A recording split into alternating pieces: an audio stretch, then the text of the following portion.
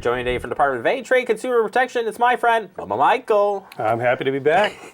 I don't have a nickname for you. I would never do that to you, but Michael just sounds like awesome. Well, not many share that sentiment, but I'm glad that you do. Michael from DATCP is here to talk about a new act. It's called Inform Consumer Act, and I had to ask him a little bit about it because I was like, give me some examples here, Michael, and he did. And you're going to get this down. So the act does what?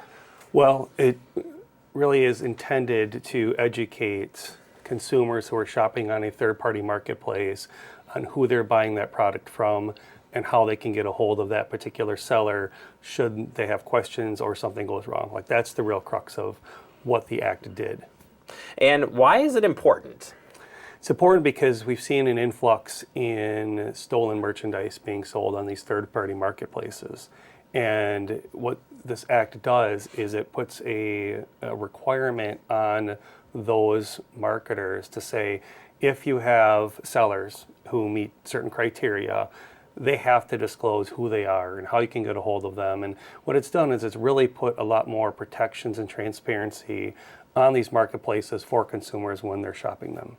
It's kind of interesting because you think of all these years when a place like eBay came online, and that gave the opportunity for people to not necessarily hold a garage sale, but could run something from their house and be able to sell it. But there really isn't a way to stop somebody in that platform from selling illegal stuff, per se, because you wouldn't know from the seller. You just know, like, well, it's a good seller and they got me my stuff.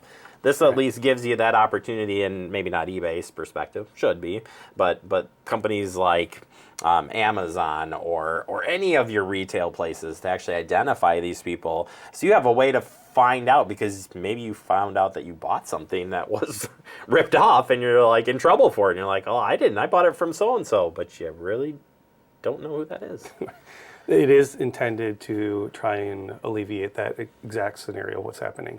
Or I should say, try to stop that scenario from happening.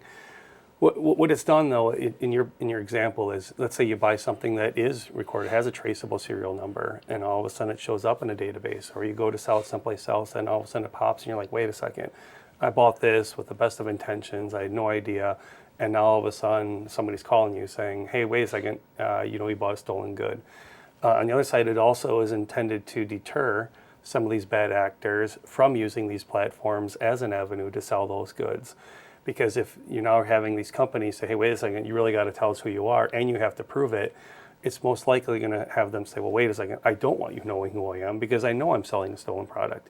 And so it provides that other extra level of protection for consumers. I like this, too, that it gives a way to report suspicious conduct. So you kind of already gone down a little bit of that, but in past time we may have been like, well, this is probably, why is this pair of your high brand of shoe so much cheaper than the actual value of, and you're like, yeah, it's probably fake, or it's probably, right. But this actually gives you something to actually report it on, or gives leverage to the business who's hosting you, a seller, to kind of be like, hey, dude, come on. It is, that leads back to what we always talk about. If it's too good to be true, it probably is. If that product seems like it's too cheap to be something you would pay for a real product, it probably is. However, what this does is now it puts that requirement on each one of these marketplaces to say, hey, you have to give them an opportunity to tell you about these things that went wrong, to file these complaints, or even suspicious activity. Because if all of a sudden I find out that Jeremy's storefront here on this digital marketplace has gotten 15 complaints all about these tennis shoes, well, now that should be a flag to that company. Now it starts to put a little bit of a responsibility on them to dig a little deeper and find out, well, is there something nefarious going on? Do they have to say, what is actually happening here? Is the actual act itself helping deter that activity? And I would say, yes, it is.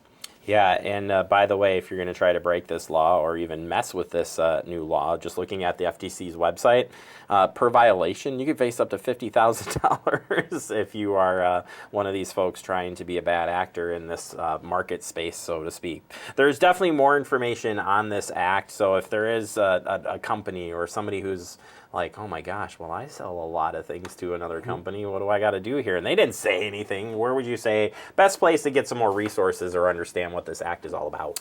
Just go to FTC.gov and you could search INFORMAct and it'll pop up. They have a full page, full site dedicated to all the resources, not only for consumers and what they can expect, but as you perfectly mentioned, also for businesses and marketplaces to understand what they need to do to be compliant.